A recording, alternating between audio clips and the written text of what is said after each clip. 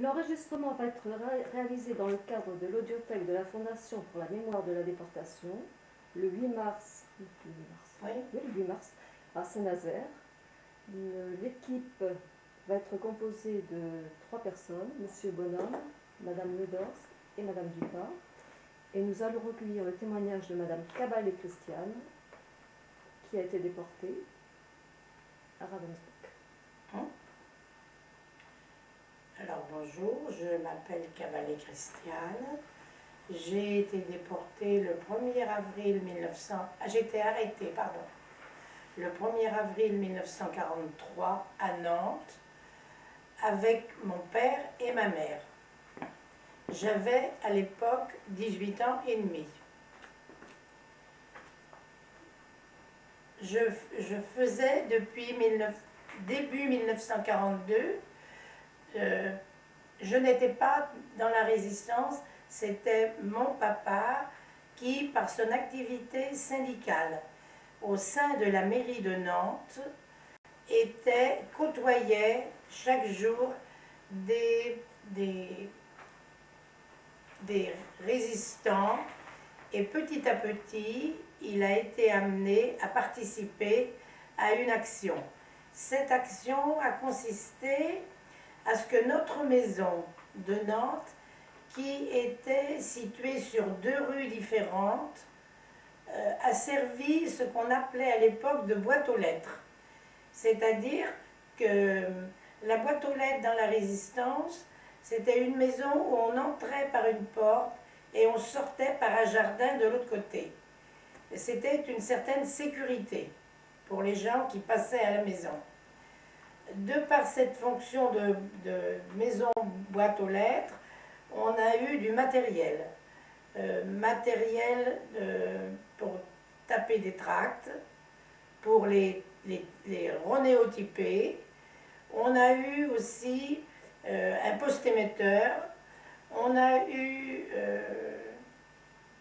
tout ce qui servait à ravitailler en nourriture et en vêtements les résistants qui déjà étaient en illégalité, c'est-à-dire tickets d'alimentation, tickets de vêtements, tickets de pain, de tabac, enfin tout ce qui nécessitait la vie des résistants. Et puis, j'ai été amenée, moi, avec 2 autres personnes qui venaient chez moi, à taper des tracts, tracts qui nous venaient de responsables départementaux, à la suite des actions des Allemands, à la suite des actions des résistants.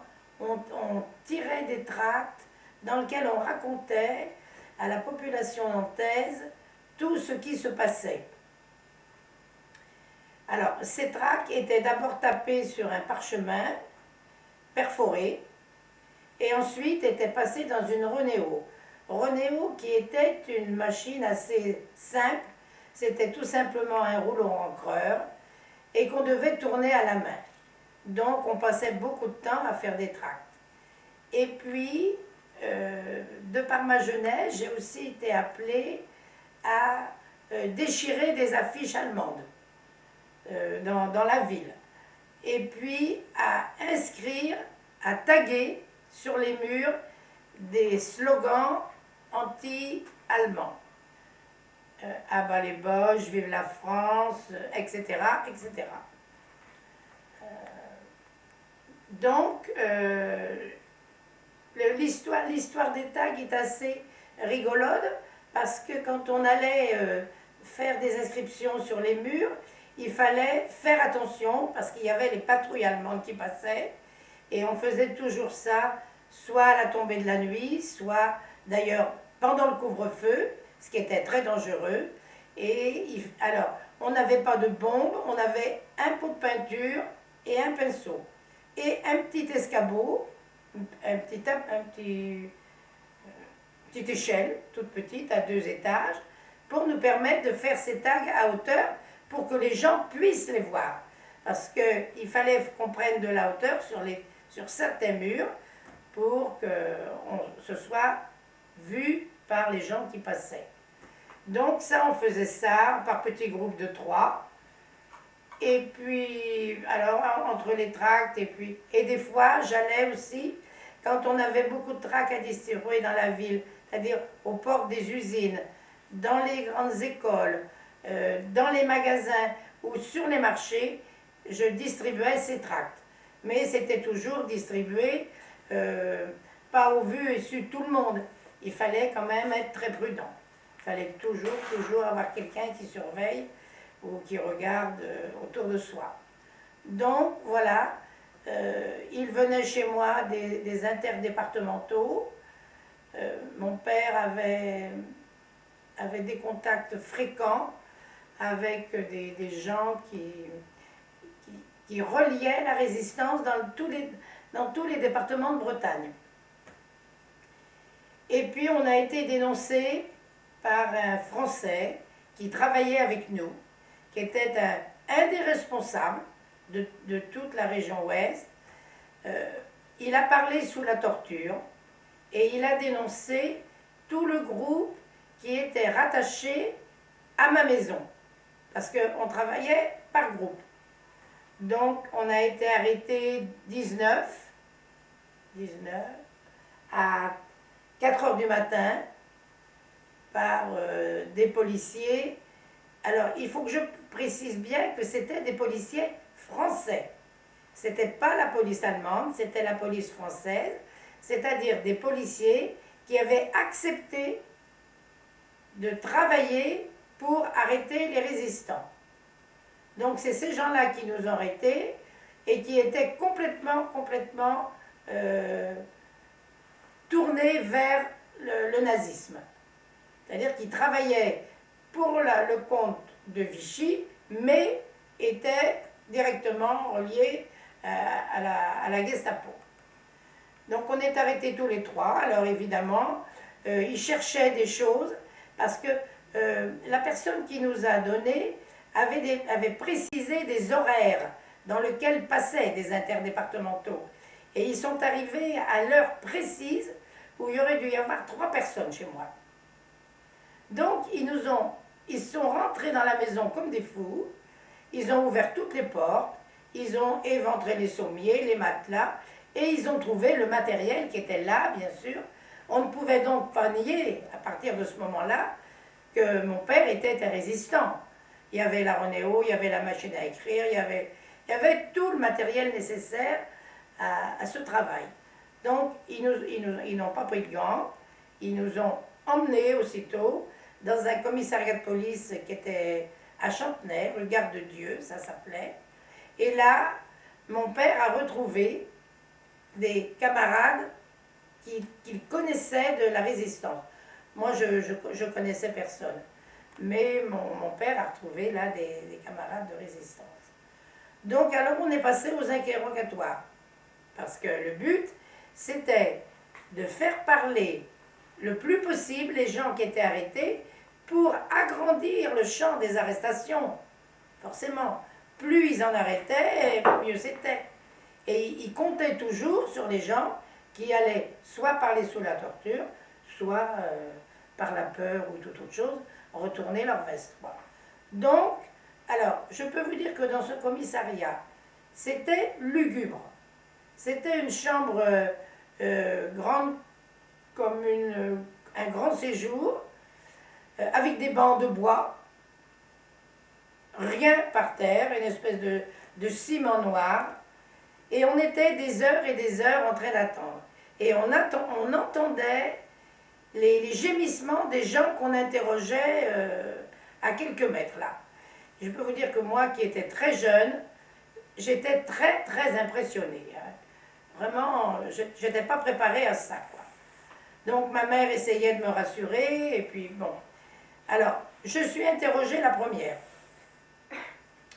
Je prends des claques, je prends des coups de poing, je prends des coups de pied, on me tire les cheveux, les oreilles, enfin.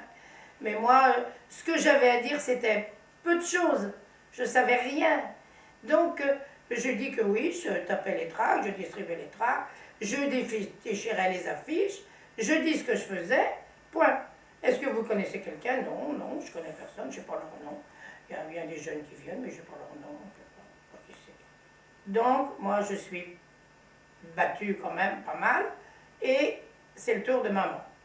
Maman n'en savait pas plus que moi, puisque nous, on se contentait de faire fructifier le matériel.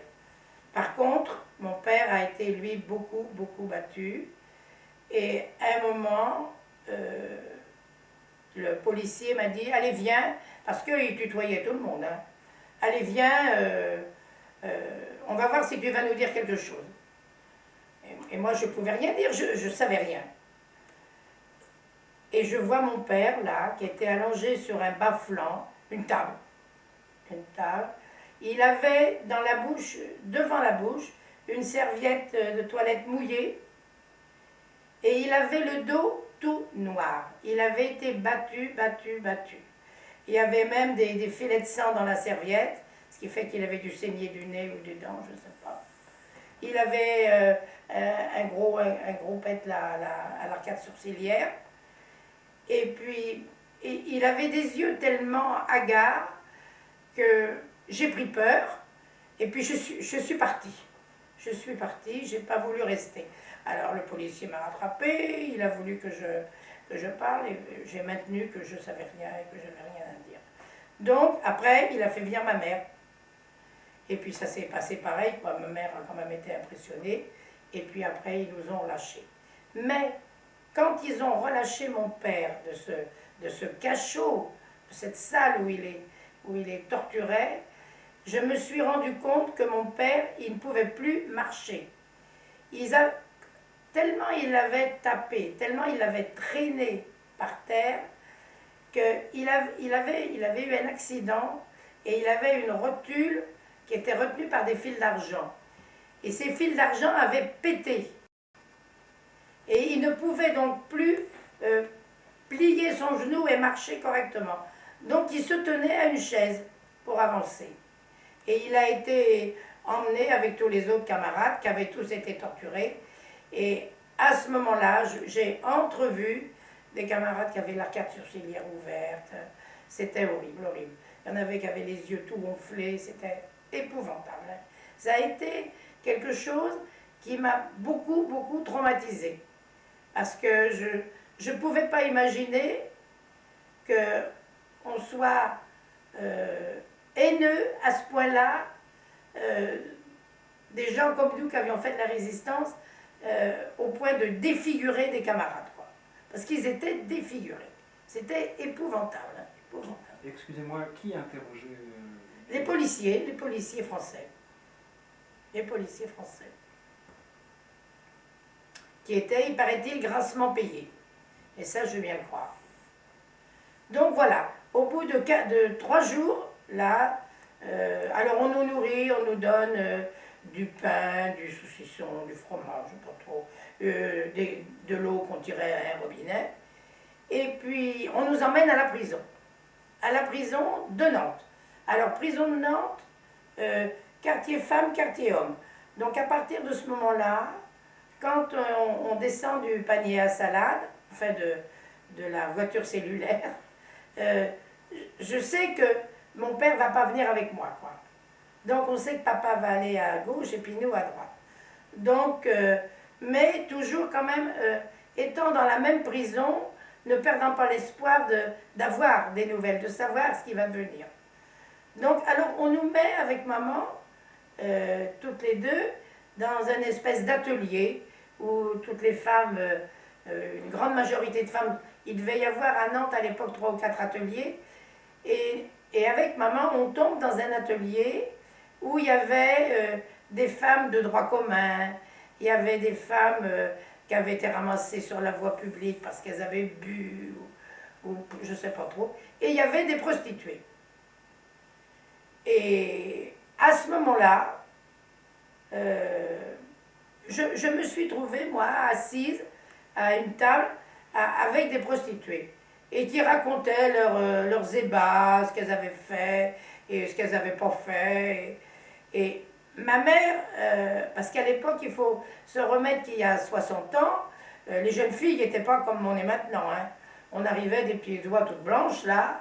Et ma mère s'est affolée en attendant tout ce que j'entendais.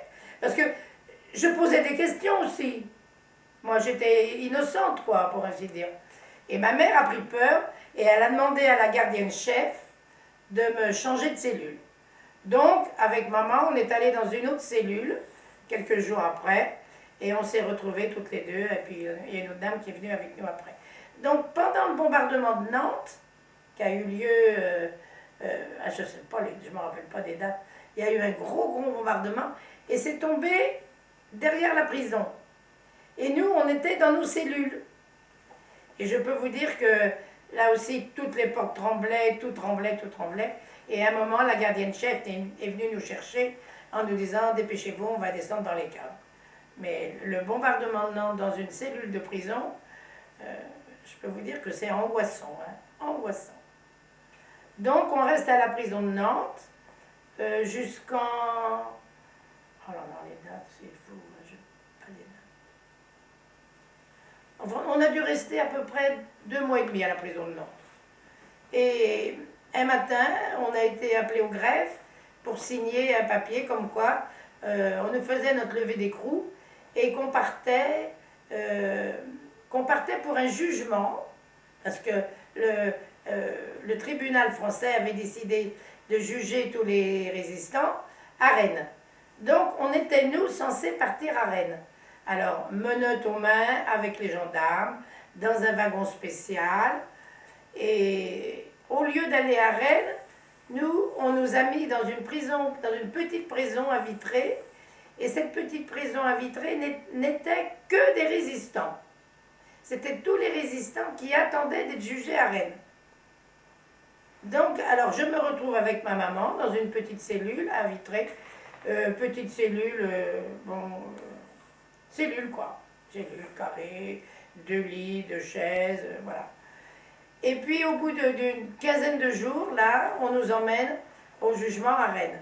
Alors, le jugement à Rennes, c'est tout l'apparat d'un jugement pour impressionner, quoi. C'était les robes rouges avec les hermines blanches, les toques sur la tête, les essuies qui frappent dans les mains, debout, assis. Enfin, c'était très, très impressionnant. Et on devait être là 4 femmes. Et les hommes n'ont pas passé en même temps que nous. Et moi, je suis condamnée à 1 an de prison. Et le juge me dit que c'est parce que je suis jeune. Et ma maman, 2 ans. Bon, donc, avec ce jugement, la police française nous récupère quand même et nous emmène dans une centrale de femmes, c'est-à-dire à la centrale de femmes de Rennes. Là.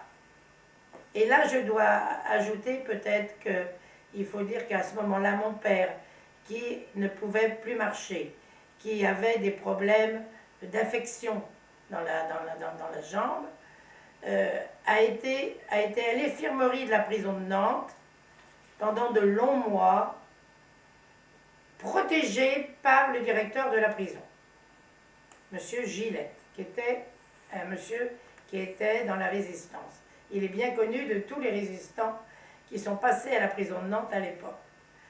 Et donc mon papa est resté à l'infirmerie, donc il n'a pas été jugé, il n'est pas venu en centrale. Il n'est pas allé dans une prison autre, lui. Il est resté à Nantes. Donc on arrive à la centrale de Rennes, alors là pareil, les grands ateliers. Alors là on n'était que des résistantes. Hein. Il y avait on devait être 130 ou 140 femmes là. Et ils avaient rapatrié sur Rennes tout ce qui avait été jugé sur Paris, Le Mans et tout ça. On était toutes à Rennes. Mais, puisqu'on était jugés, tout ce qu'on était là, on était jugés par les tribunaux de Vichy, on était persuadés que quand on sortirait de la centrale de Rennes, ce serait pour aller dans les quartiers allemands. Mais à la centrale de Rennes, il n'y avait pas de quartier allemand. Donc, on a été emmenés de la centrale de Rennes directement au camp de Romainville. Mais pour partir de la centrale de Rennes, ils ne nous ont pas emmenés toutes ensemble. Comme les Allemands faisaient déjà des sélections de gens qui devaient aller travailler en Allemagne ou qui devaient aller à la chambre à gaz. Parce que dès Romainville, on s'est rendu compte qu'il y avait des sélections. Donc, ils ont fait 3 convois. Ma mère est partie avec le 2e convoi. Le premier, c'était les femmes les plus âgées, et moi, je suis restée avec les plus jeunes. Et à cette centrale de Rennes, où il y avait des femmes qui avaient eu des bébés pendant leur captivité, on a obligé ces femmes, quand elles sont sorties de la prison de Rennes, à laisser leurs enfants. C'est-à-dire qu'à la porte de la centrale, il y avait les familles, si elles avaient eu le temps de les prévenir, parce qu'il y en avait qui avaient eu le temps de prévenir leur famille qui partait, et celles qui n'avaient pas eu le temps, c'était la DAS qui prenait les enfants. Donc vous voyez un peu le climat des femmes encore jeunes qui abandonnent leur bébé là sans savoir où elles vont aller et qui savaient très bien qu'elles n'allaient pas aller faire une balade dans la ville de Rennes. Donc, dans ce contexte-là, on part à Romainville et on arrive à Romainville dans des... Romainville était un camp militaire où il y avait des casemates, c'est-à-dire des espèces de trucs ronds, là, marron-noir. Et là, on est à Romainville. Alors, quand j'arrive à Romainville, moi, le convoi de ma mère est parti pour l'Allemagne. Donc, quand j'arrive à Romainville, je ne retrouve pas ma maman. Alors, on reste à Romainville, on a dû rester 8 jours. Oui, 8-10 jours, même pas, peut-être bien. Je ne me rappelle plus non plus. Et alors, à Romainville, on est déjà nourri au régime allemand. C'est-à-dire le pain noir, une espèce de margarine infecte et un café, de l'eau noircie tous les matins. Et de l'eau qu'on tirait dans les robinets. Voilà. C'était déjà le régime allemand, là. Déjà, c'était comme ça. Hein. Alors, départ de Romainville à la... on est parti de Romainville au mois de... Ça, c'est au mois de juillet. Enfin, dans les environs de juillet 44. Et alors, le départ se fait toujours de la même manière, à la gare des Batignolles, à Paris, où tous les wagons... Alors, on part dans des wagons à bestiaux. Qu'est-ce que c'est que le wagon à bestiaux? C'est une boîte rectangulaire avec 2 petites fenêtres dans lequel on entasse 100 ou 120 femmes. Alors, quand on nous amène à cette gare avec des camions militaires allemands, sur le quai, il y a des sentinelles allemandes avec, je ne sais pas, mitraillettes ou je ne sais pas ce que c'était, fusil mitrailleur, je ne sais pas. Il y avait déjà les chiens.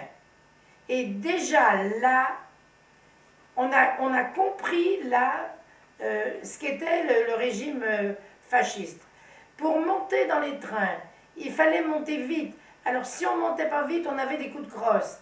Les chiens nous frôlaient, ils nous poussaient. C'était l'horreur. Et vite, et vite, et vite, et vite. Parce que ce qu'ils avaient peur quand ils embarquaient des déportés, enfin des Français comme ça, déportés, c'est qu'il y ait des mouvements de résistance qui viennent dans les gares et qui font le coup de feu avec eux. Alors c'était toujours très vite, très vite, très vite, très vite.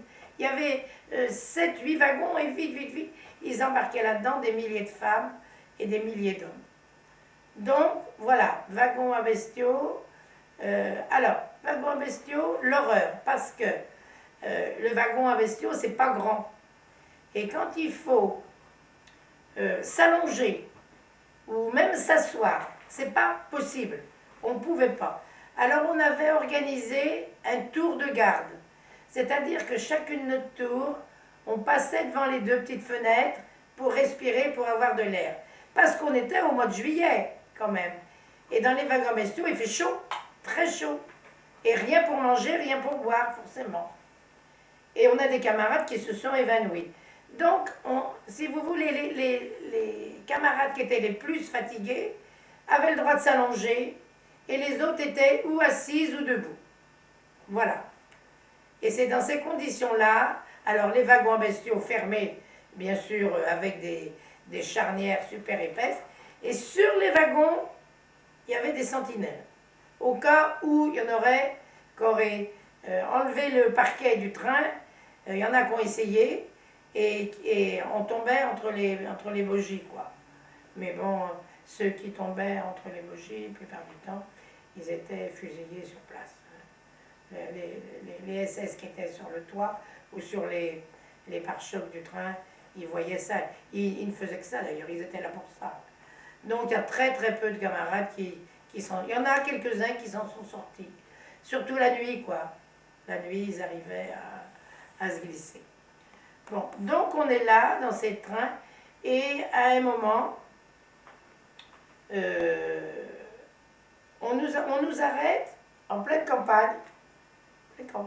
On venait de passer la frontière française, et on entend des conciliabules en allemand. On ne pouvait pas aller plus loin parce que toute la gare de triage de Sarrebruck avait été bombardée par les Anglais et il n'y avait plus de voie de chemin de fer. Donc il fallait qu'ils nous laissent là où on était, le train ne pouvait plus aller plus loin. Donc là, qu'est-ce qu'on fait? On nous ouvre les portes, on nous sort. Toujours les chiens, toujours les coups de crosse, toujours les cris. On nous traite de tous les noms, de salopes, de tout ce qu'on veut. Bon. Et là, on nous met en rang et on nous fait marcher à pied pendant quart d'heure, 20 minutes peut-être, et on nous amène dans un camp. Dans un camp qui était le camp disciplinaire de Sarrebruck. C'est-à-dire, le camp disciplinaire, c'est le camp où on emmène les prisonniers qui ont refus d'obéir, refus de travailler ou toute autre chose. C'est-à-dire que c'est un camp très dur. Et à partir de là, on s'est rendu compte ce qu'allait être notre devenir. C'est-à-dire que c'était le régime fasciste, là, ça y était. On était entré dans le régime nazi et on allait pouvoir... on était vraiment des prisonnières, là. Hein. On n'avait plus le choix. On avait encore nos vêtements, on avait encore des petits sacs, mais on n'avait plus rien, hein, on n'était plus rien.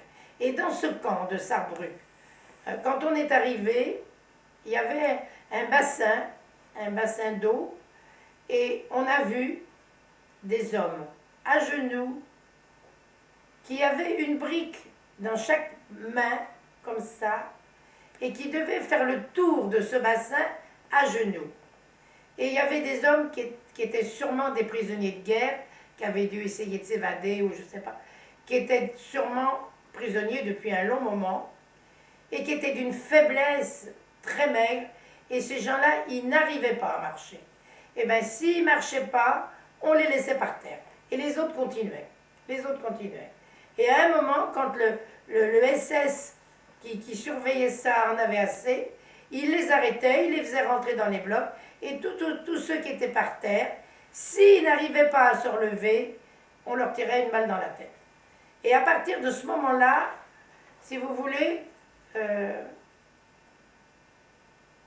on a été tellement angoissés, tellement... moi je me disais, mais ma mère ne va pas survivre à tout ça. Où elle est? Qu'est-ce qu'elle fait? J'avais pas de nouvelles. À partir de ce moment-là, j'ai été vraiment très malheureuse. Très très malheureuse. J'ai passé des moments terribles là. Et puis au bout de 15 jours, on nous a pas nourris pour rien faire. On nous a fait défaire des capotes, des vêtements de soldats allemands qui avaient été blessés sur le front de l'Est, et il fallait qu'on découse les boutons et tout ça. Alors, c'était des vêtements sales. Il y avait du sang dedans. Il y avait des choses infectes dedans. Et nous, on nous a fait défaire ça. Parce qu'on nous a dit que si on ne travaillait pas, on ne serait pas nourris. Alors, on a pensé ne pas travailler. Mais on n'avait pas le choix. Si on avait, nous, dans notre tête, que la guerre allait finir et qu'on allait bientôt rentrer. Donc, si vous voulez, on était confiante encore. On était angoissés mais confiante que ça n'allait pas durer longtemps. Parce qu'on était quand même en 44 là. On était en 44. Donc on arrive Alors, rewagon à bestiaux, re-chien, re-schlag, re-coup de crosse. Et puis, on laisse des femmes à Saarbrück malades. Des femmes qu'on n'a pas pu ramener, qui sont restées dans le camp. Et puis, on nous remet dans le train et on arrive, enfin, au bout de 2 jours, à Ravensbrück. Alors, l'arrivée, alors on ne savait pas que c'était Ravensbrück. Parce que quand le train s'est arrêté, la gare c'était Fürstenberg. Et Fürstenberg, on ne savait pas où ça se trouvait. On n'avait aucune idée où ça se trouvait. Hein. On nous descend, on nous met en rang. Alors là, c'était la nuit, le soir. Hein. Et on nous fait marcher 4 km dans une forêt magnifique. Une forêt qui était vraiment très très belle. Et quand on arrive à peu près à 1 km du camp, on voit des petites maisons dans la forêt. Des petites maisons, le toit, tout éclairé. C'était magnifique. Hein. Et nous, dans notre innocence, parce que c'était l'innocence, on croyait que c'était ça le camp. Or, c'était pas du tout le camp, c'était les appartements des SS qui dirigeaient le camp. Et au bout de notre kilomètre, de petites maisons comme ça, avec des fleurs et tout, mais c'était magnifique. Hein. On croyait être bien, quoi. Et pourtant, on avait vu Saarbrück, on aurait dû... Mais on n'a pas hésité une minute, on a dit, ben voilà, il nous amène là pour travailler, puis voilà. Et alors, on nous amène dans ce camp. Alors, le camp de Ravensbrück, sinistre, la nuit, sinistre. Des blocs enfilés comme ça, des baraquements enfilés. Il devait y en avoir 70 bâtiments enfilés comme ça. Et devant tous ces bâtiments horizontaux, comme ça, tous pareils, vert foncé, il y avait une immense place d'appel.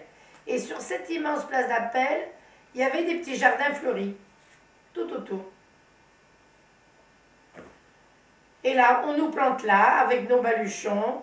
On avait quand même voyagé, on n'avait pas mangé. Défense de s'asseoir. D'abord, parce qu'on était déjà tout assis par terre. Forcément, on était fatigués. Mais comme il faisait nuit, on ne voyait pas ce qu'il y avait autour de nous. C'est au lever du jour qu'on s'est aperçu qu'il y avait des baraquements durs et qu'il y avait des femmes qui sortaient du camp avec des pelles sur l'épaule et des brouettes qui allaient travailler en dehors du camp. C'est à ce moment-là qu'on a vu ce qu'il y avait. Donc, alors là, quand le jour arrive, on nous fait rentrer dans un de ces baraquements, les unes derrière les autres. On avait fait quoi 6 heures d'appel debout. Toujours avec les chiens, avec les SS qui crient. Et ces femmes amaigries qui partaient comme ça, travailler, c'était dur à regarder. En plus, il y en avait qui n'avaient pas de cheveux, c'était horrible, quoi. Et elles avaient déjà les costumes rayés. Première fois qu'on voit les costumes rayés, c'est sur cette place d'appel. Et moi, je pensais à ma mère. Je me disais, peut-être que ma mère est là. Peut-être. Donc, on nous fait rentrer dans ce baraquement, on nous met nus. Toutes nues. On nous prend tous nos vêtements. Tous les bijoux, les lunettes, tout, on nous prend tout. On ne nous laisse plus rien. Hein. On nous met complètement nus. Et on nous fait prendre une douche. Alors, il y en a qui avaient des grands cheveux, on leur tond les cheveux. D'autres qui avaient sûrement des poux, des prisons. Là, on les a tondus. Alors moi, je n'ai pas été tendue cette fois-là. Je suis passée en maille là, à l'arrivée. C'est la fois d'après que j'ai été tendue. Et puis, bon, alors on se retrouve comme ça. Alors on nous jette, parce que c'était vraiment nous jeter, un espèce de petit sac avec une robe, une culotte, une chemise et une paire de socles. C'est tout. Alors les robes, comme ça avait été des robes qui avaient été prises sur les déportés qui avaient été gazés, qui avaient passé à l'étuve, parce qu'ils avaient quand même une étuve. Elles étaient encore toutes pas tièdes, mais toutes empreintes de cette étuve, quoi. Alors, il y avait des petites qui avaient des robes qui allaient jusqu'aux pieds, les grandes, ça leur cachait à peine les fesses. Enfin, il a fallu que nous, si vous voulez, on s'organise pour pouvoir rentrer dans ces robes. Fallait bien qu'on y arrive. Donc, si vous voulez, on fait des échanges, les chaussures pareilles, tu as du 32 ou du 33, moi j'ai du 37. Donc, on finit par sortir de ce baraquement avec des robes rayées, une robe rayée, et puis des socles aux pieds. Et là, alors, de nouveau appel, jusqu'à ce que tout le monde soit habillé. Alors, ça a dû durer encore 3 ou 4 heures. Et toujours sans manger. Et toujours avec la vision de ces femmes qui rentrent, qui sortent, qui sont maigres, les SS qui crient, les coups. On voyait les SS taper sur des femmes. Et tout ça, c'était horrible, quoi. On se rendait compte que c'était l'enfer, quoi, complètement. Et à un moment, on nous dit, bon, ben, vous allez dans un bloc. Alors, on nous emmène dans un bloc. Alors, à la porte du bloc, encore appel. Parce que le truc, la punition des Allemands a toujours été de laisser les gens debout pendant des heures et des heures. Ça, c'était leur punition favorite. Alors, ils nous comptaient, ils nous recomptaient, ils nous recomptaient, ils nous recomptaient. C'était la punition. 1 heure d'appel, 2 heures d'appel, 3 heures d'appel. C'était selon leur bon vouloir. Hein. Et alors on nous fait rentrer dans ce bloc, et dans ce baraquement de bois, il y avait des chalis. Alors, chalis à 2 étages. Chalis à 2 étages avec de la paille dedans. Mais ce n'était pas de la paille propre. C'était de la paille qui avait déjà servi, qui sentait mauvais.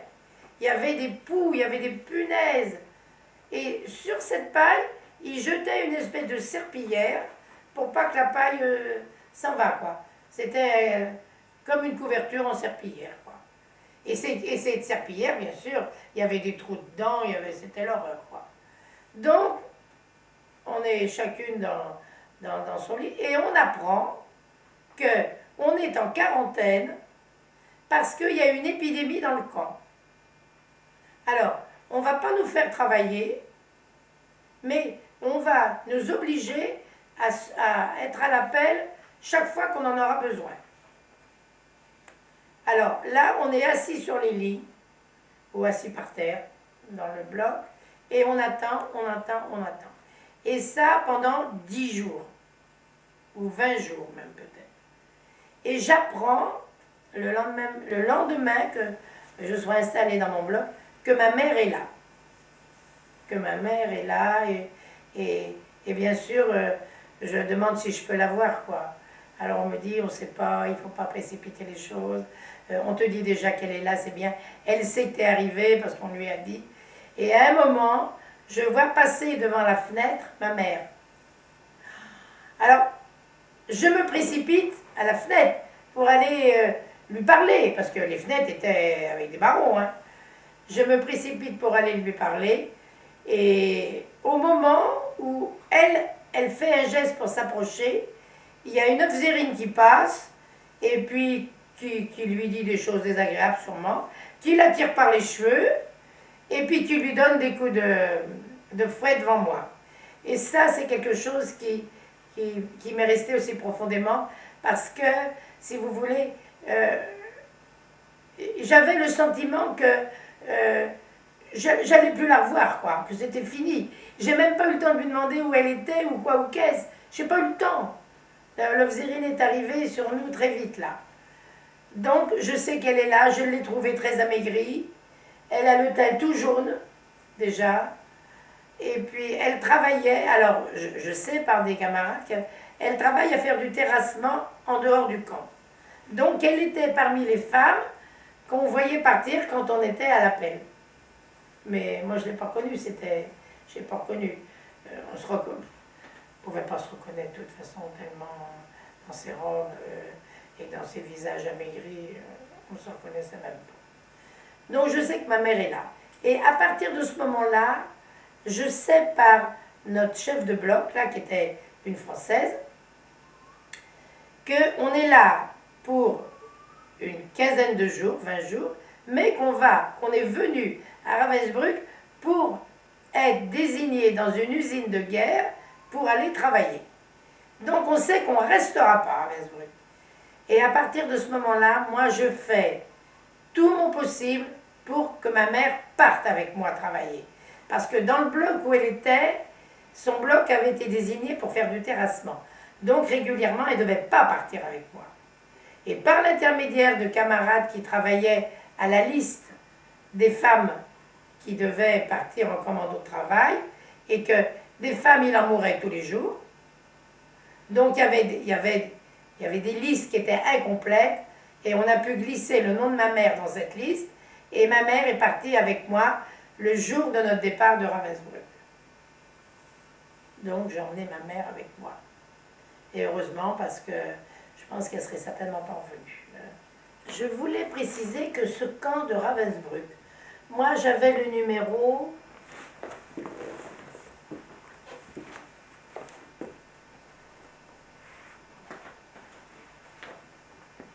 Mon numéro matricule était 421-83. Et que dans le camp de Ravensbrück, il y avait en tout entre 50 et 60 000 femmes qui tournaient. C'était le camp où on triait les femmes pour aller travailler dans l'industrie allemande. Parce que la déportation qui a été faite au départ de France, de Pologne, de Russie ou de Tchécoslovaquie, c'était soit le camp d'extermination, c'est-à-dire le camp d'extermination comme à Auschwitz, où on gazait et on brûlait les femmes parce qu'elles étaient juives. Et alors il y avait le camp de Ravensbrück qui était lui un camp de travail, c'est-à-dire qu'on était là pour travailler jusqu'à ce que mort s'en suive. Parce que Hitler n'avait pas l'intention de nous libérer. Il avait l'intention de gagner la guerre et de continuer à nous faire travailler pour le Reich. Donc il y avait entre 60 et 70 000 femmes dans ce camp de Ravensbrück, qui tournaient sans arrêt, sans arrêt.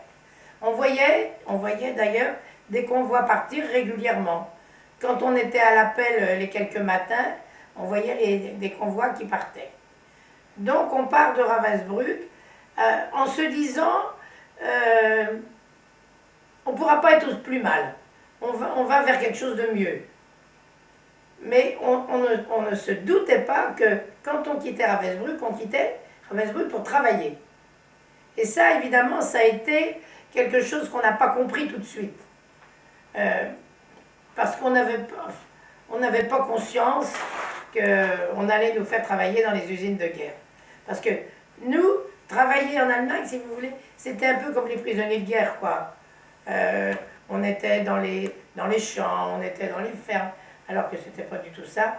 Nous, déportés résistantes, on avait été déportés pour travailler, pour remplacer les Allemands qui étaient au front, et puis c'est tout, point.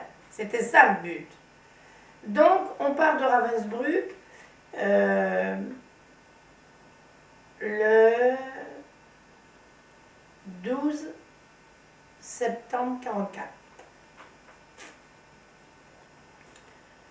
Et on arrive au camp de Leipzig. Leipzig. Alors, on n'était pas à Leipzig, on était à quelques kilomètres de Leipzig, à l'usine Schneider Siemens, qui était à l'époque une usine qui faisait des obus pour ravitailler le front allemand. Donc dans cette usine, ils avaient autour de l'usine construit un baraquement dur où nous, on était logés. Mais on était logés à l'intérieur des fils de fer barbelés. Parce qu'on n'était pas en dehors de l'usine. Ils avaient fait un tout. Il y avait l'usine, et autour de l'usine, ils avaient bâti le bloc pour nous. Tout ça dans des fils de fer barbelés électrifiés. Donc, si vous voulez, on était parqués. On était parqués pour travailler. Donc, on arrive à Leipzig, là. Alors, encore wagons à bestiaux, bien sûr, encore des cris et tout ça. Et puis, la première vue de ce camp, qui était quand même quelque chose de... Parce que les usines de guerre allemandes étaient rutilantes. Ça a été quelque chose de dire, oh ben là c'est propre. Vous voyez, les couloirs étaient propres, Les lits qu'on nous avait préparés n'étaient pas très propres. Hein. C'était pas de la paille neuve, mais si vous voulez, c'était aéré. C'était pas le bloc de bois comme à Ravensbrück, c'était aéré. Et puis, ça nous semblait plus propre. C'était du carrelage par terre. Enfin, c'était plus propre. Bon, bref. Bien content d'arriver parce que on avait encore fait de nombreux appels. Appel en descendant du train, appel en arrivant à l'usine, appel avant de réintégrer le bloc, parce qu'il fallait nous compter et nous recompter, et tout le temps. Donc, on rentre dans ce bloc et à partir du lendemain matin, on nous prévient qu'on va partir travailler à 6 heures le matin. C'est-à-dire que le rythme de travail avait été établi. On travaillait 12 heures. C'est-à-dire qu'il y avait les filles qui partaient à 6 heures le matin et qui rentraient à 6 heures le soir. Et une autre tournée de filles qui partaient à 6 heures le soir et qui rentraient à 6 heures le matin. L'usine n'arrêtait jamais. Et nous, en plus de ces 12 heures à l'usine, on avait les appels. Appels le matin avant de partir. Appels le tantôt en revenant. C'est-à-dire que des fois, il nous arrivait de dormir 4 heures entre les deux trucs. Parce que pour un peu qu'il y avait eu quelque chose qui n'avait pas été comme il faut dans l'usine, ou que la SS qui nous emmenait et nous ramenait était de mauvaise humeur, elle nous laissait debout après nos 12 heures de travail, là, debout, devant l'usine, en train d'attendre quoi, on ne savait pas quoi. Et il fallait surtout pas s'asseoir.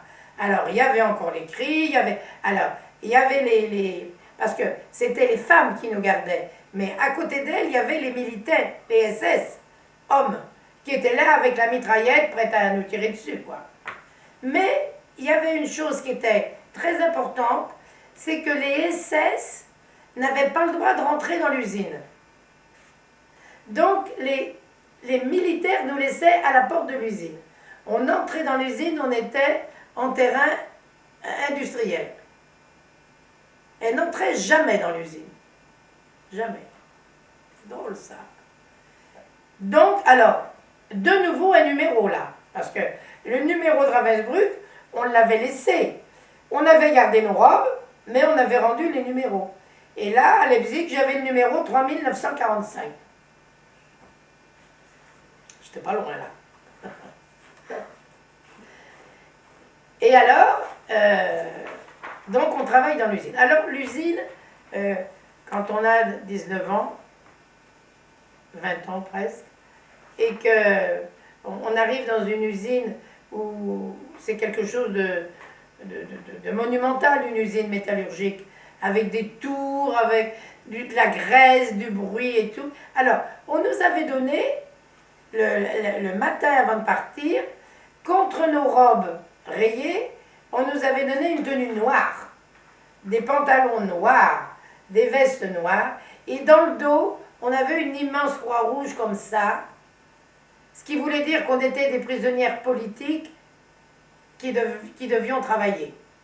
On n'était pas... Parce que dans l'usine avec nous, il y avait des volontaires.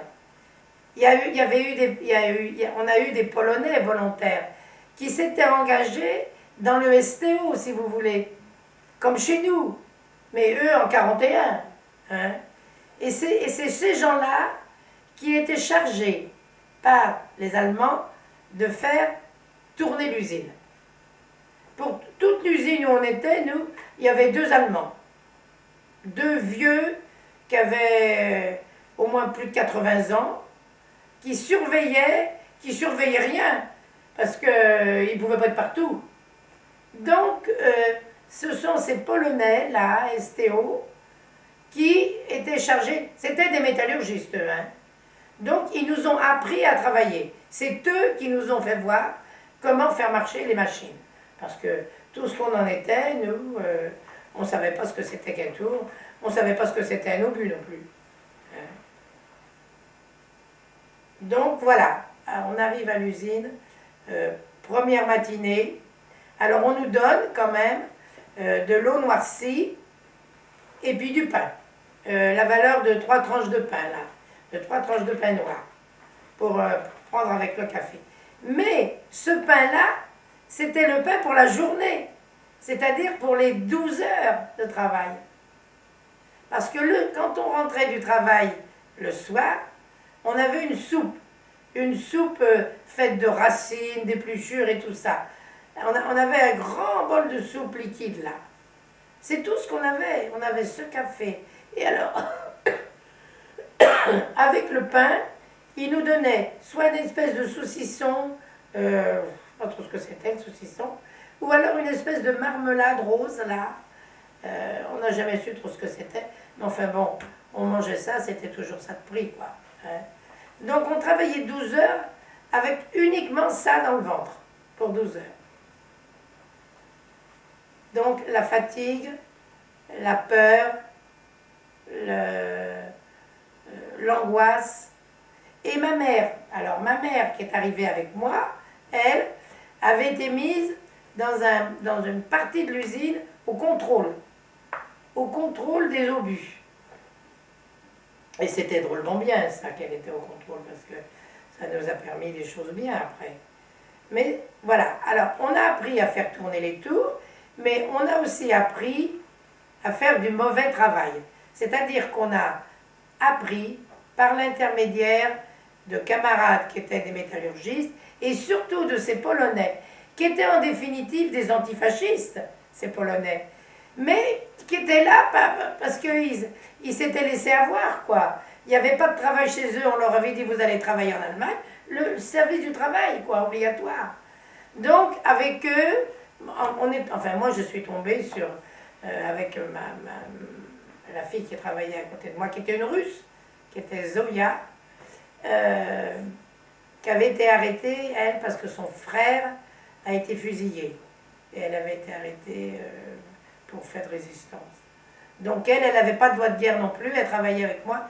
Et on a réussi à se faire comprendre aux Polonais qu'on voulait mal faire, quoi.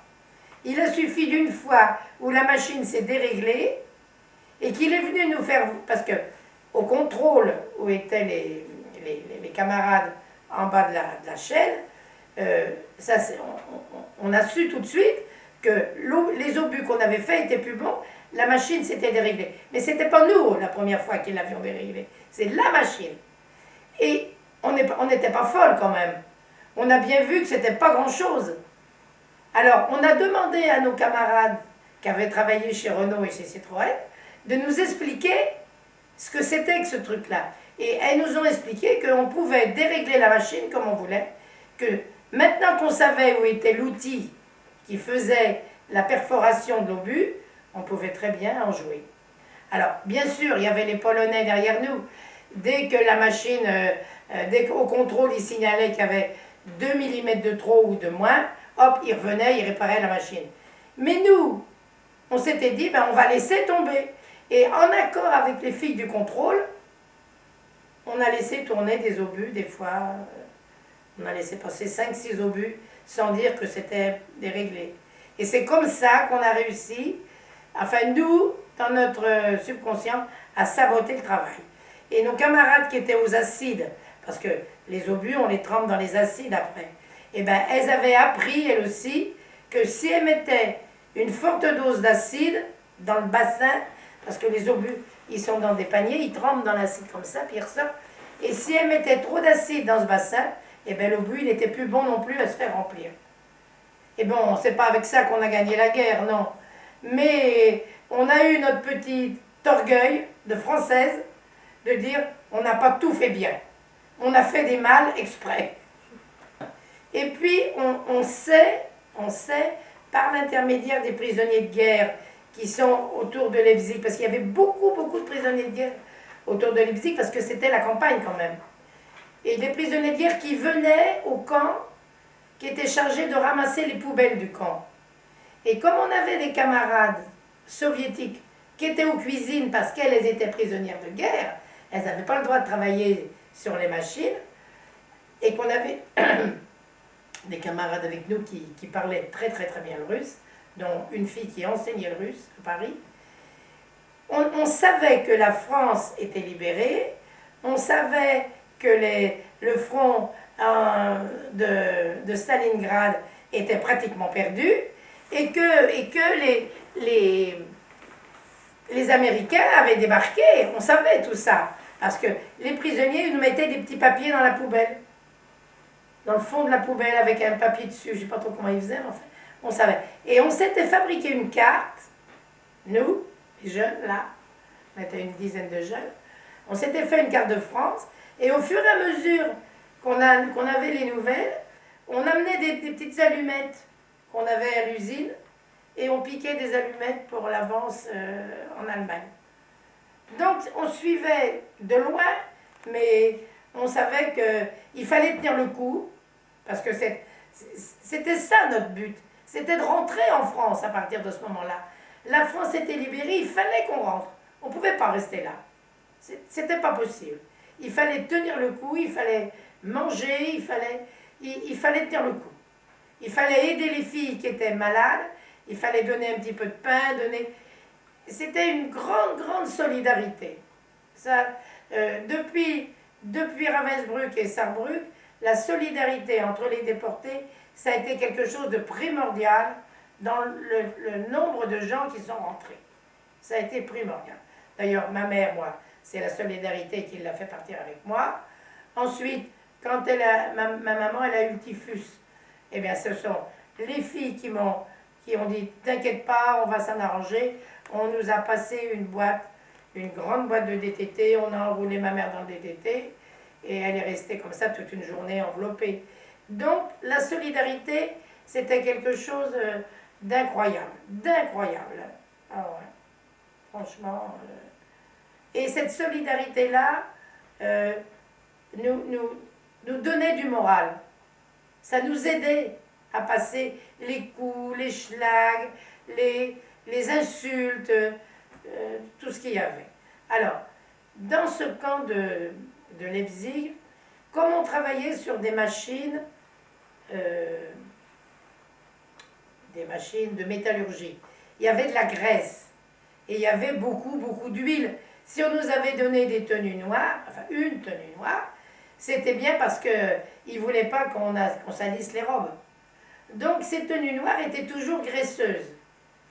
Alors, il fallait les laver. Alors, on avait trouvé une combine parce qu'il n'y avait pas de douche. Il y avait des robinets dans le sous-sol où on pouvait se laver. Alors, on quittait nos tenues noires. Alors, on quittait le pantalon. On prenait le pantalon de la copine qui dormait. Et on allait laver notre pantalon et on le faisait sécher dehors. Il fallait qu'on fasse un roulement de vêtements pour pouvoir être propre. Parce que la graisse, quand elle sèche, elle raidit le vêtement. On ne pouvait plus enfiler nos vestes, tellement c'était raide. C'était fou ça. Alors on avait de la graisse. Alors moi j'avais plus de cheveux parce qu'on m'avait trouvé 2 poux, on m'avait tondu. Mais les filles qui avaient des cheveux, elles avaient les cheveux tout gras. On était mais sales. Alors, pas de nourriture, du travail, la saleté, c'était l'horreur. Et c'était pour ça, si on veut, c'était quelque chose qui avait été prémédité. Parce que la saleté, ça tue petit à petit. Hein. Il y a des maladies qui arrivent. En plus, faibles à ne pas manger, et ben, il y a beaucoup, beaucoup de femmes qui sont mortes en déportation à cause de ce travail, de cette saleté et de cette non-nourriture. Parce qu'il n'y avait pas de docteur, il n'y avait pas de médicaments, il n'y avait rien. Si on était malade, eh ben, tant pis, hein, il fallait y aller quand même. Hein. Il n'y avait pas de sortie, quoi. On était là pour travailler, pour le régime allemand, et on était là, si possible, pour ne pas rentrer. Et nous c'était notre histoire. On voulait, nous, rentrer. Alors, c'était sans arrêt, tout ce qu'on faisait était fonction du temps qu'il fallait tenir encore avant de mourir, quoi. C'était une obsession. On se fabriquait des recettes de cuisine. On se racontait des salades, des sauces, voilà, pour dire on va rentrer, ils ne vont pas nous avoir, quoi. C'était quelque chose d'incroyable. Hein. Et dans tous les camps, le nombre de déportés que je connais, on parlait cuisine. Tous les déportés, vous dites, même les hommes, ils parlaient cuisine.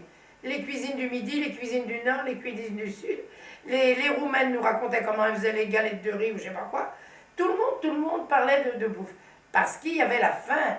Et cette faim qui nous tenaillait jour et nuit, c'était avec l'obsession de dire, il ne faut pas que je meure de faim, il faut que je rentre. À partir de fin 44, ça a été l'obsession de tout le monde, quoi.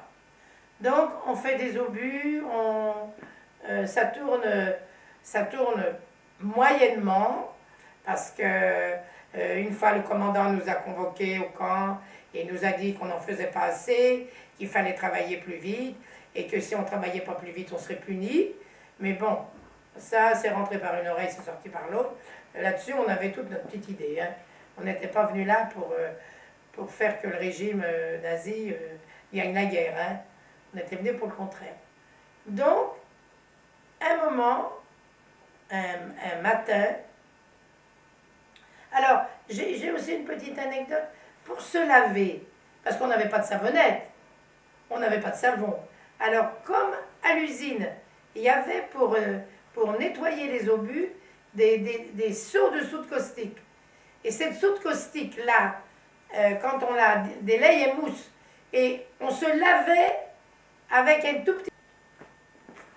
Je voudrais me résumer un peu pour vous signifier que entre le 1er avril 43 et le mois de octobre 44, non, c'est pas ça, c'est faux. Qu'entre le 1er avril 43 et le 20 août 44, j'ai fait les prisons. Alors, première prison, Nantes.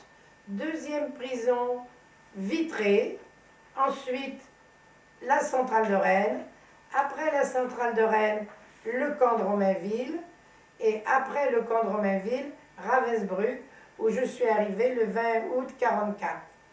Et puis après, je suis arrivée à Leipzig le 12 septembre 44.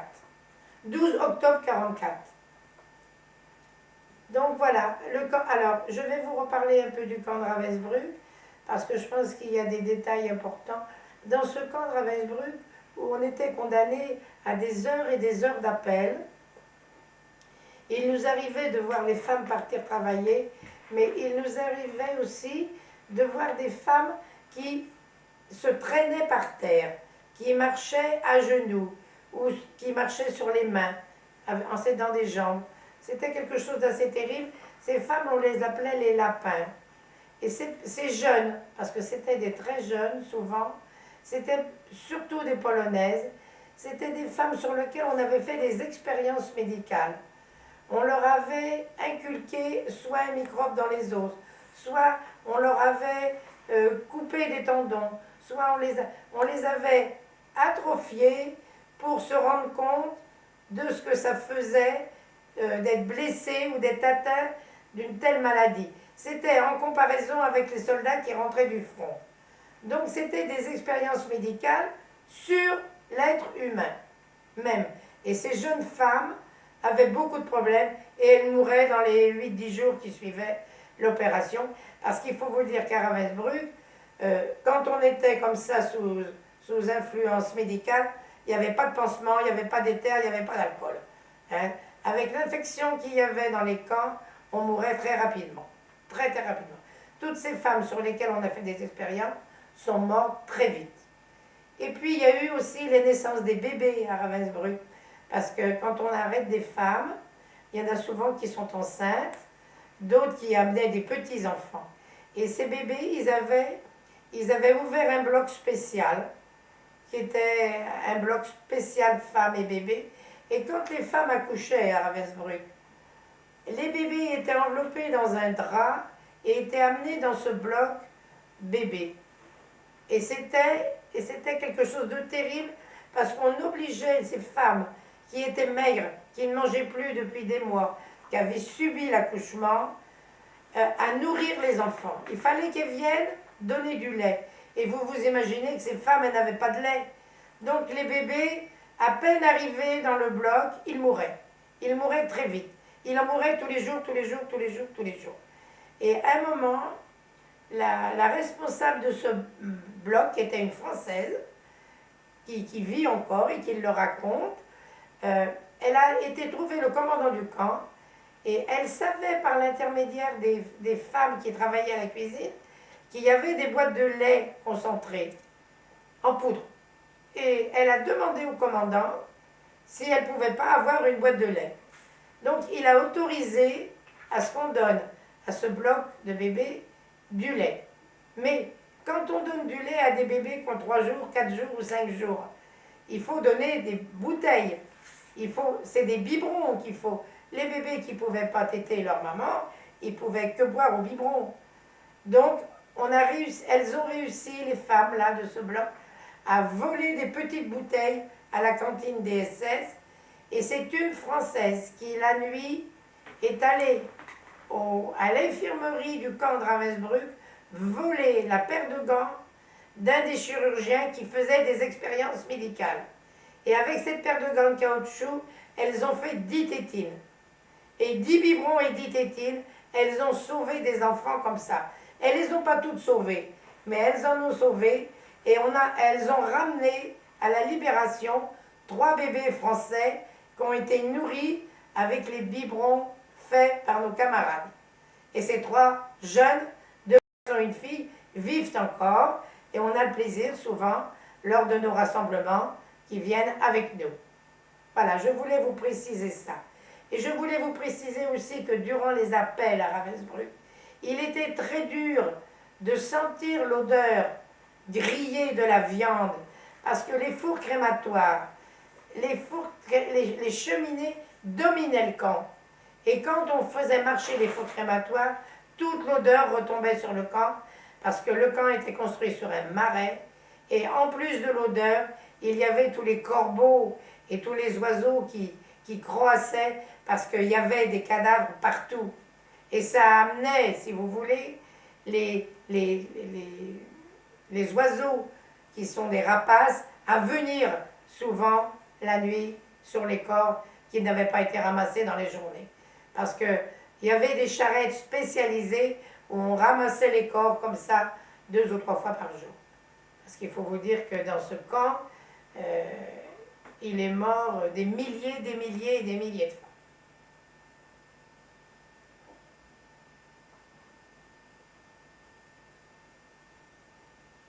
Donc je reste à Ravensbrück.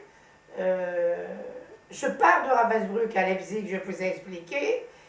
Et puis, donc j'étais à Leipzig, j'étais rendue au moment où on devait se laver. Parce que quand on allait dans les usines de la Grèce, il fallait se laver.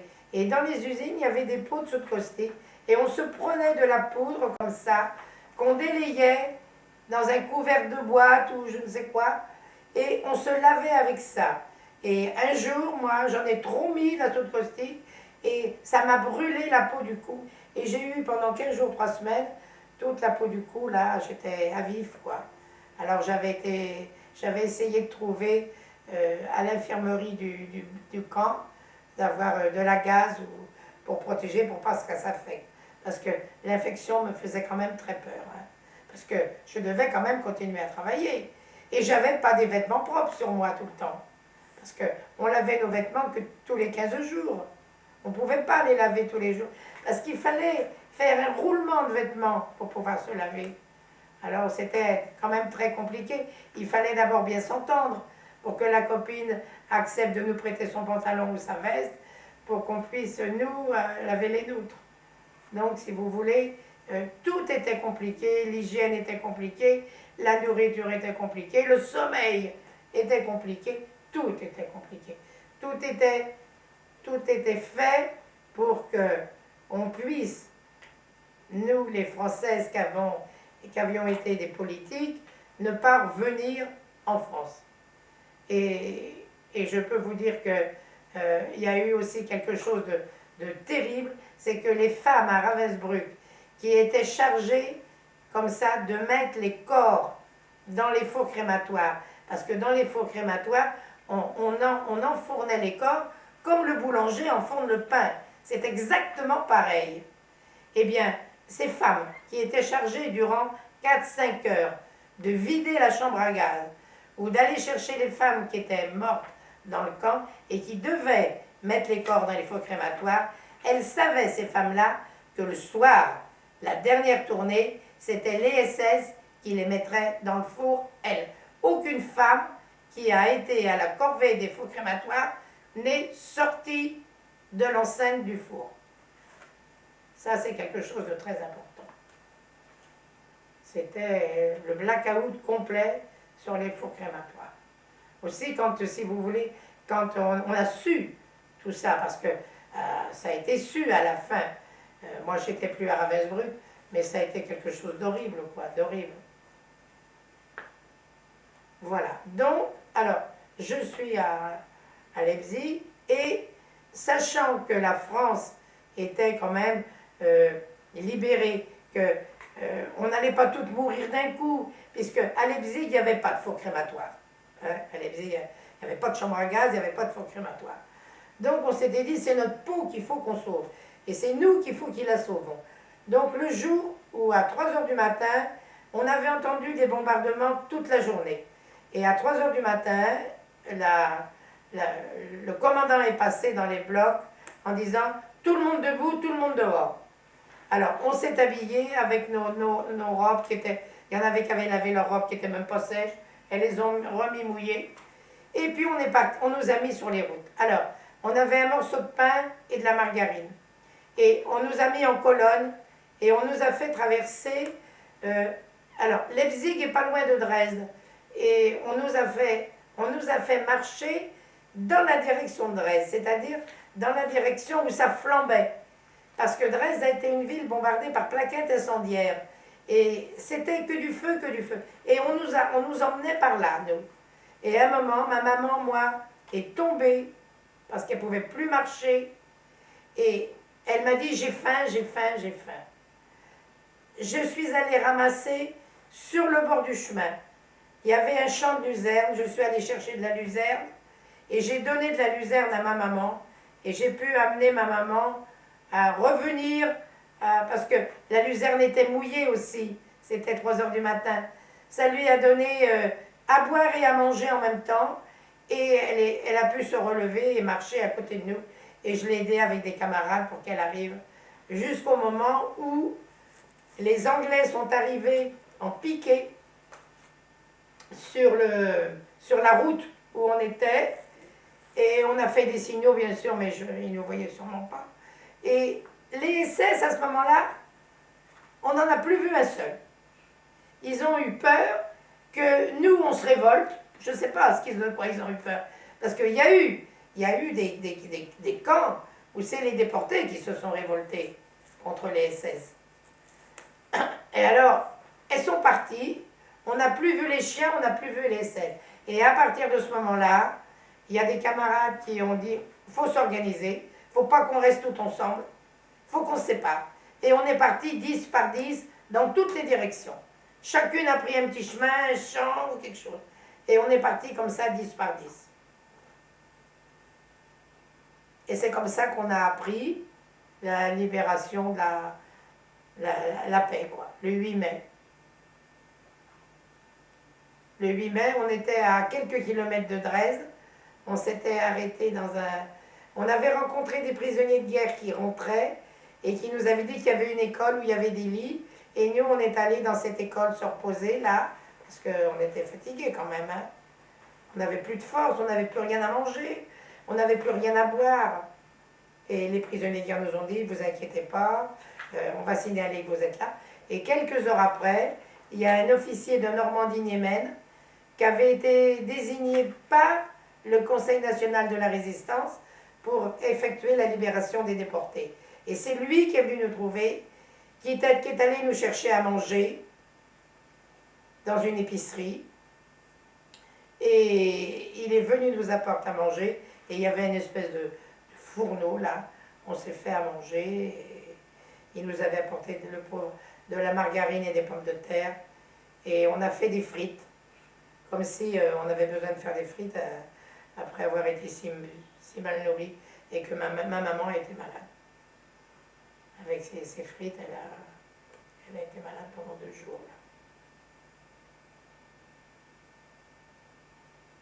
Voilà, donc ce sont nous, les soviétiques, qui sont arrivés dans Dresde avec du lilas plein les fleurs, et plein les chars, et qui nous jetaient du lilas, Mais le chef de la délégation russe nous a expliqué qu'ils ne pouvaient pas nous emmener parce qu'ils n'avaient pas fini, ils avaient encore toute une partie à rentrer dans Dresde, les chars soviétiques, et que, il nous laissait là, mais qu'il allait nous envoyer quelqu'un pour s'occuper de nous.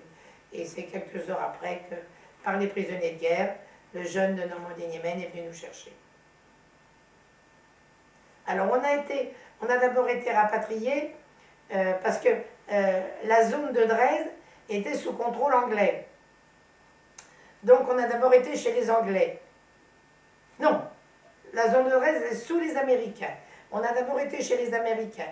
Les Américains, ils nous ont fait coucher dans des lits, là je ne sais pas trop ce que c'était, des lits, espèce de plumes, je ne sais pas quoi. Et puis ils nous ont donné à manger du cornet de bif. Tu parles, c'est bien ça qu'il nous fallait aussi. Donc là, de toute façon, on ne mangeait pas. Hein, on ne mangeait pas parce on était tellement malades qu'on n'avait plus faim.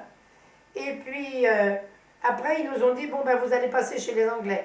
Donc, ils nous ont emmenés chez les Anglais. Parce que c'était tout autour comme ça que l'occupation était faite. Et les Anglais, eux, nous ont emmenés chez les Français. Et les Français nous ont dit, on vous rapatrie par avion sanitaire, mais on va venir vous chercher en camion. Ils sont venus nous chercher en camion, et le camion est tombé en panne entre Dresde et Erfurt. Et quand on est arrivé à l'aéroport d'Erfurt, l'avion, il était en l'air. Il était parti sans nous. Il en avait pris d'autres. Tant pis, hein. Alors on nous a remis dans une école, et on a attendu 2 jours, et on a formé un train. Alors là, du coup, un vrai train, avec des banquettes, à manger et tout. Voilà. Et moi, je pesais à l'époque 37 kilos, et je mesurais 1,63 m. Voilà. C'est pour vous dire dans quel état d'amaigrissement on était, dans quel état de désarroi on était. On était plus rien, quoi. Mais on avait au cœur la rage de rentrer, il fallait rentrer, quoi. Il fallait rentrer. Parce qu'il faut que je précise aussi que la déportation, dans l'ensemble de la déportation, ça a été la déshumanisation des gens.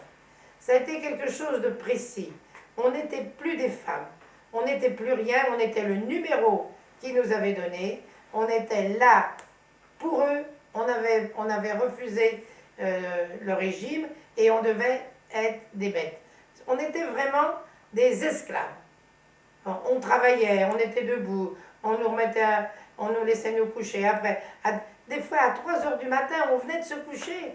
Ils nous réveillaient pour nous faire un appel. C'était vraiment la déshumanisation totale. Totale. Le retour chez vous? Alors, le retour chez moi. Donc, on a été libérés le 8 mai et on est rentré en France que le 28 mai.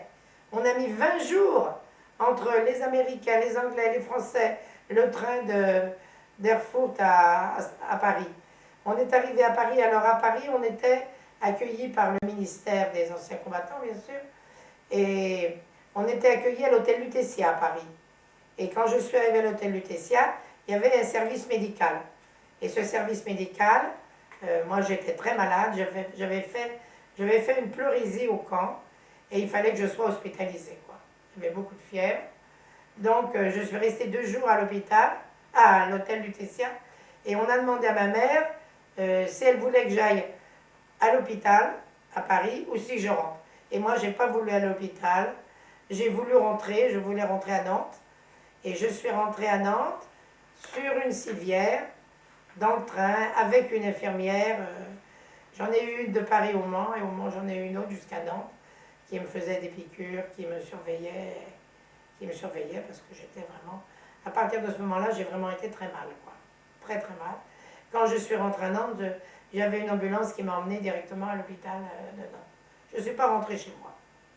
Ma mère est rentrée chez moi, moi je ne suis pas rentrée chez moi. Je suis rentrée à l'hôpital et là, au bout de 8-10 jours, mon père venait me voir tous les jours. Et puis un jour, je ne pouvais plus rester à l'hôpital. J'avais l'impression d'être encore en prison. C'était quelque chose de terrible. Je ne pouvais pas rester là. Le soir, les lumières s'éteignaient de bonne heure. Je ne pouvais plus rester là. J'aurais déprimé. Et bien mon père, il est venu un jour me chercher. Et puis je suis sortie avec lui, avec ma valise. Et puis on a pris un taxi, et puis on est rentré chez moi. Et 2 heures après, j'avais des gendarmes à la maison qui disent à ma mère, votre fille a quitté l'hôpital. Et ma mère a dit, oui, oui, elle est là, vous inquiétez pas, elle n'est pas partie ailleurs. Je suis rentrée chez moi et je suis allée voir un médecin à Châteaubriand, qui était spécialiste des poumons, là, qui m'a bien soignée. Est-ce que vous pourriez nous parler de votre père? Alors mon père, mon père, il a eu beaucoup de chance, puisque du fait qu'il était à l'infirmerie de Nantes, quand on est parti pour Rennes, il était toujours à l'infirmerie. Et si vous voulez, comme les dossiers, son dossier à lui n'a pas été au tribunal. Et quand le gardien de la prison de Nantes s'est rendu compte qu'il avait le dossier, mais que personne n'en faisait plus rien, puisque tout le groupe de résistants qu'on était avait été. Donc il était tout seul à la prison de Nantes. Il l'a fait rentrer à l'hôpital, à Saint-Jacques, à l'hôpital qui était de l'autre côté de Nantes là. Et il est resté à Saint-Jacques, là il a été soigné, un petit peu bien sûr. Et puis de Saint-Jacques, avec un médecin qui était un bon patriote, il est sorti de l'hôpital Saint-Jacques, puis il est allé se cacher chez des copains du côté de Safré. Voilà, jusqu'à la libération de Nantes. Et mon père est la première personne que j'ai vue sur le quai de la gare quand je suis arrivée. Donc il a eu beaucoup de chance. Bon, de toute façon, lui, les coups qu'il a reçus, ça a été sa chance. Parce que s'il lui avait pas cassé la jambe, mon père il serait mort. Hein. Il n'aurait jamais tenu le coup à travailler avec l'infirmité qu'il avait. C'est sûr que ça a été sa chance. Hein. Mais il le dit toujours. Hein. Ça a été sa chance. Enfin, il le disait. Votre mère, elle, est revenue? Ma maman est rentrée. Elle a été très très longtemps malade aussi. Et puis bon, c'est reparti quoi. Mais elle était quand même très très diminuée. Hein. Très très diminuée. Ouais. Il vous a fallu combien de temps pour vous remettre Eh ben moi j'étais un an, entre ma rentrée du mois de juin là, et j'ai dû rentrer et travailler après au mois de septembre à la SNCF, un peu plus d'1 an quoi. 1 an et quelques mois, avant de dire que j'étais admise à travailler normalement. Ça a été long, hein, ça a été long. Ça a été long parce que ça n'avait pas laissé des séquelles qu'au poumon, quoi. Ça avait laissé des séquelles osseuses, ça avait laissé des séquelles digestives. Donc il a fallu revoir tout ça, quoi. Il a fallu se soigner, il a fallu suivre des circuits très difficiles, quand même, quoi. Vous n'avez pu reprendre le travail qu'un an après? Ah oui, plus d'1 an après. Plus d'un an après. Ah oui, plus d'1 an après.